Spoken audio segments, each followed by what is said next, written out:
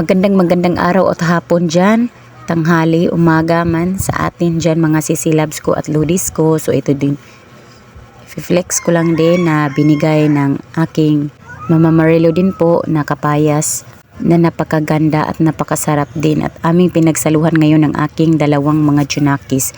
So ito din mga lalabs na ang lamig-lamig pa man din kasi nga galing ito sa ref. At thank you talaga din ma at happy din ang mga tsunakis ko. At nilagyan ko rin ng kaunting gatas. May kamay din na maliit. Berban din mga lalabs pa para lang din na mas sumarap pa din po lalo. At ito na nga din mga lalabs ko. Nagkain-kain na din kami ng aking mga tsunakis niyan. At super yummy din daw talaga. So perfect na din talaga na pang snack namin mga lalabs ko at mga lodis ko.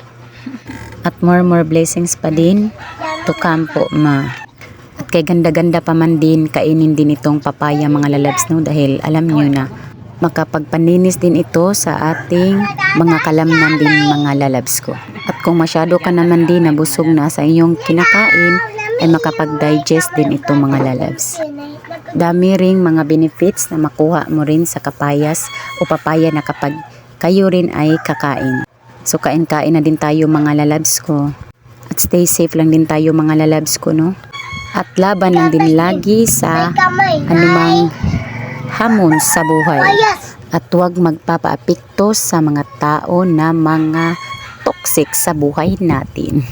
At di rin natin kalimutan na magpasalamat lagi sa Panginoon na kahit man na maliit o malaki man na biyaya na ating natatanggap araw-araw.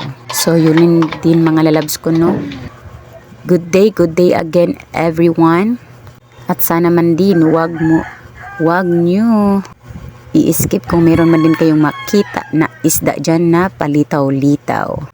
Support lang din talaga tayo dito sa mundo ng reels mga lalabs ko. At so ayun na nga din mga lalabs ko, naubos na din namin.